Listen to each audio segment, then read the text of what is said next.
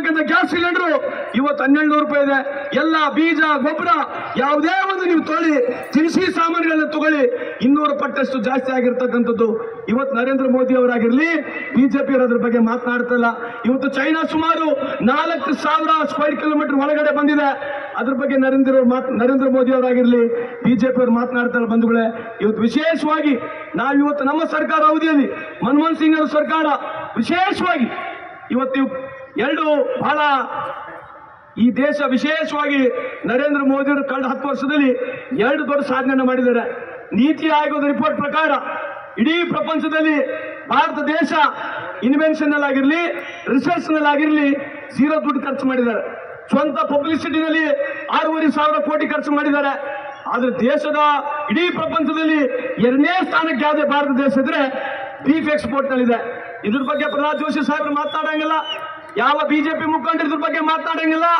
ಇವತ್ತು ಇಡೀ ಪ್ರಪಂಚದಲ್ಲಿ ಬೀಫ್ ಎಕ್ಸ್ಪೋರ್ಟ್ 2ನೇ ಸ್ಥಾನದಲ್ಲಿ ಭಾರತ ದೇಶ ಇದೆ ಅಂತ ಈ ಸಂದರ್ಭಕ್ಕೆ ಕೇಳಲಿಕ್ಕೆ ಇಚ್ಛೆ ಬಯಸ್ತೇನೆ. ಬಂಧುಗಳೇ, ಮುಖ್ಯಮಂತ್ರಿಗಳು ಮಾತನಾಡಿದೆ, ಅದಕ್ಕೆ ನಾನು ಜಾಸ್ತಿ ಮಾತಾಡಕ್ ಹೋಗುದಿಲ್ಲ. ಇವತ್ತು ಕಳೆದ 10 ವರ್ಷದ ಅವಧಿಯಲ್ಲಿ 16 ಲಕ್ಷ ಕೋಟಿ ಉದ್ಯಮಿದಾರರು ಸಾಲ ಮನ್ನಾ ಮಾಡಿದ್ದಾರೆ.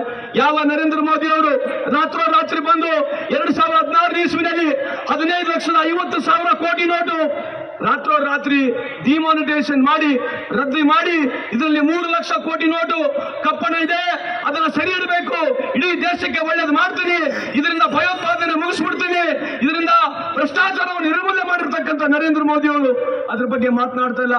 ಮೊನ್ನೆ ತಾನೇ ಸುಪ್ರೀಂ ಕೋರ್ಟ್ ಕೇಳ್ತಾ ಇದೆ, 3 ಲಕ್ಷ ಕೋಟಿ ನೋಟ್ ವಾಪಸ್ ಹೋಗಿದೆ, ಅದ್ರ ಇನ್ಕಮ್ ಟ್ಯಾಕ್ಸ್ ಯಾರು ಕಟ್ಟಬೇಕಾಗಿತ್ತು? 3 ಲಕ್ಷ ಕೋಟಿ ಕಪ್ಪಣ ಇವತ್ತು ವಾಪಸ್ ಸಿಸ್ಟಮ್ಗೆ ಹೋಗಿ ಉದ್ಯಮಿದಾರರಾಗಿದೆ, ಯಾರು ರೈತರಿಗೆ ಅನುಕೂಲ ಆಗಿಲ್ಲ. 16% ಇರ್ತಕ್ಕಂಥ ಬಡ್ಡಿನಲ್ಲಿ ಕೊಡ್ತಕ್ಕಂಥ ಉದ್ಯಮಿದಾರರಿಗೆ 12% ಬಡ್ಡಿ ಸಿಗ್ತಾ ಇದೆ. 15,50,000 ಕೋಟಿ ನೋಟ್ ಬ್ಯಾಂಕಿಗೆ ಹೋಯ್ತು. ರೈತರಿಗೆ, ಬಡವರಿಗೆ, ಕೂಲಿ ಕಾರ್ಮಿಕರಿಗೆ, ರೈತರ ಮಕ್ಕಳಿಗೆ 1 ರೂಪಾಯಿ ಬಡ್ಡಿನೂ ನಮಗೆ ಸಾಲ ಸಿಗ್ತಾ ಇಲ್ಲ. ಬಂಧುಗಳೇ, ಅದು ಮನಗಂಡಿರ್ತಕ್ಕಂಥ ನಮ್ಮ ಮುಖ್ಯಮಂತ್ರಿ ಅವರು ಇಡೀ ಭಾರತ ದೇಶದಲ್ಲಿ 3 ಲಕ್ಷವರೆಗೆ 2013-18ವರೆಗೆ ಬಡ್ಡಿ ರಹಿತ ಸಾಲ, ಪುನಃ ನಮ್ಮ ಸರ್ಕಾರ ಬಂದ ತಕ್ಷಣ 5 ಲಕ್ಷವರೆಗೆ ಬಡ್ಡಿ ರಹಿತ ಸಾಲವನ್ನು ಪ್ರಾರಂಭ ಇಡೀ ಭಾರತ ದೇಶದಲ್ಲಿ ಯಾರೇ ಮಾಡಿದ್ರೆ ಅದು ಹೆಮ್ಮೆಯಿಂದ ನಮ್ಮ ಸಿದ್ದರಾಮಯ್ಯ ಈ ಸಂದರ್ಭಕ್ಕೆ ಕೇಳಲಿಕ್ಕೆ ಇಚ್ಛೆ ಬಯಸ್ತೀನಿ. ಕೇಂದ್ರದಲ್ಲಿ 72,000 ಕೋಟಿ ಸಾಲ ಮನ್ನಾ ಮಾಡಿದ್ವಿ, ರಾಜ್ಯದಲ್ಲಿ ಸನ್ಮಾನ್ಯ ಮುಖ್ಯಮಂತ್ರಿ ಅವರು 8,500 ಕೋಟಿ ಸಾಲ ಮನ್ನಾ ಮಾಡಿದ್ರು.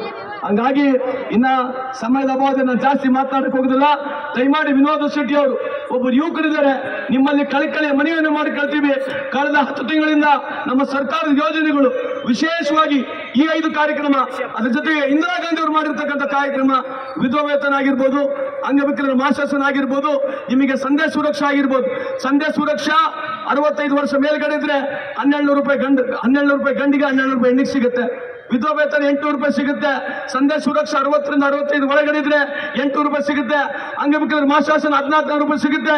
ಸನ್ಮಾನ್ಯ ಸಿದ್ದರಾಮಯ್ಯ ಅವರ 5 ಕಾರ್ಯಕ್ರಮ, ಶಕ್ತಿ ಕಾರ್ಯಕ್ರಮ, ಗೃಹಲಕ್ಷ್ಮಿ ಕಾರ್ಯಕ್ರಮ, ಗೃಹ ಜ್ಯೋತಿ ಕಾರ್ಯಕ್ರಮ, ಯುವನಿಧಿ ಕಾರ್ಯಕ್ರಮ, ಅಕ್ಕಿ ಬದಲೇ ದುಡ್ಡು ಕೊಡ್ತಕ್ಕಂಥದ್ದು, ಈ 5 ಕಾರ್ಯಕ್ರಮ ಪ್ಲಸ್ ಈ 4 ಕಾರ್ಯಕ್ರಮ ಸೇರಿದ್ರೆ ನಿಮಗೆ ದುಡ್ಡು ಮುಟ್ತಕ್ಕಂಥದ್ದು ಸುಮಾರು 8,000ರಿಂದ 10,000 ರೂಪಾಯಿ ದುಡ್ಡು ನಮ್ಮ ಸರ್ಕಾರ ಇಂದಿರಾ ಗಾಂಧಿ ಅವರು ಮಾಡಿರ್ತಕ್ಕಂಥ ಕಾರ್ಯಕ್ರಮ, ಹಾಗೆ ಸನ್ಮಾನ್ಯ ಸಿದ್ದರಾಮಯ್ಯ ಅವರು ಮಾಡಿರ್ತಕ್ಕಂಥ ಕಾರ್ಯಕ್ರಮ, ನಿಮ್ಮ ಅಕೌಂಟ್ಗಳಿಗೆ ನೇರವಾಗಿ ದುಡ್ಡು ಮಾಡಿರ್ತಕ್ಕಂಥ ಕೆಲಸ ಯಾರೇ ಮಾಡ್ತಾ ಇದ್ರೆ ಅದು ಕಾಂಗ್ರೆಸ್ ಸರ್ಕಾರ ಇಂದಿರಾ ಗಾಂಧಿ ಅವರು ಮಾಡಿದ ನಂತರ ಇಡೀ ಭಾರತ ದೇಶದಲ್ಲಿ ನೇರವಾಗಿ 60,000 ಕೋಟಿ ಬಡವರ ಅಕೌಂಟಿಗೆ ದುಡ್ಡು ಹಾಕಂತ ಕೆಲಸ ಯಾರೇ ಮಾಡಿದ್ರೆ ಅದು ಹೆಮ್ಮೆಯನ್ನು ನಮ್ಮ ಸಿದ್ದರಾಮಯ್ಯ ಮಾಡಿದಂತ ಈ ಸಂದರ್ಭಕ್ಕೆ ಕೇಳಲಿಕ್ಕೆ ಬಯಸ್ತೀನಿ.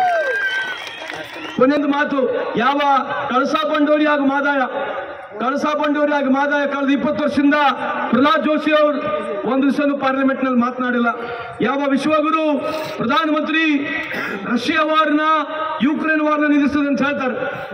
ರಷ್ಯಾ ಹಾಗೂ ಯುಕ್ರೇನ್ ವಾರ್ನ ನಿಲ್ಲಿಸಿರ್ತಕ್ಕಂಥ ವಿಶ್ವಗುರು ಗೋವಾದಲ್ಲಿ ಅವ್ರದೇ ಅಧಿಕಾರ ಇದೆ, ಮಹಾರಾಷ್ಟ್ರದಲ್ಲಿ ಅವ್ರದೇ ಅಧಿಕಾರ ಇದೆ, ಕರ್ನಾಟಕದಲ್ಲಿ ಅವ್ರದೇ ಸರ್ಕಾರ ಇತ್ತು. ಆದ್ರೆ ಒಂದು ಎನ್ವೈರನ್ಮೆಂಟ್ ಕ್ಲಿಯರೆನ್ಸ್ ಕೊಡಕ್ ಆಗ್ಲಿಲ್ಲ. ಇವತ್ತು ಸನ್ಮಾನ್ಯ ಮುಖ್ಯಮಂತ್ರಿ ಅವರ ಅಧಿಕಾರ ಬಂದ ತಕ್ಷಣ ನಾವು ಟೆಂಡರ್ ಅನ್ನು ಕರೆದಿದ್ದೇವೆ. ನಾಳೆನೇ ನೀವು ಎನ್ವೈರನ್ಮೆಂಟ್ ಕ್ಲಿಯರೆನ್ಸ್ ಕೊಟ್ರೆ ಕಳಸಾ ಬಂಡೂರಿ ಕಾರ್ಯಕ್ರಮವನ್ನ ಚಾಚು ತಪ್ಪದೆ ನಾವು ಮಾಡ್ತೀವಿ ಅಂತ ಈ ಸಂದರ್ಭಕ್ಕೆ ಕೇಳಲಿಕ್ಕೆ ಇಚ್ಛೆ ಬಯಸ್ತೀನಿ. ಅದಕ್ಕಾಗಿ ಇಲ್ಲಿ ಸೇರಿರ್ತಕ್ಕಂಥ ಮಹಾಜನತೆಯಲ್ಲಿ ಕಳಕಳಿಯ ಮನವಿ ಮಾಡ್ಕೊಳ್ತೀನಿ. ದಯವಿಟ್ಟು ಮುಂದೆ ಬರ್ತಕ್ಕಂಥ ದಿನಗಳಲ್ಲಿ ಎಲ್ಲ ದಯಮಾಡಿ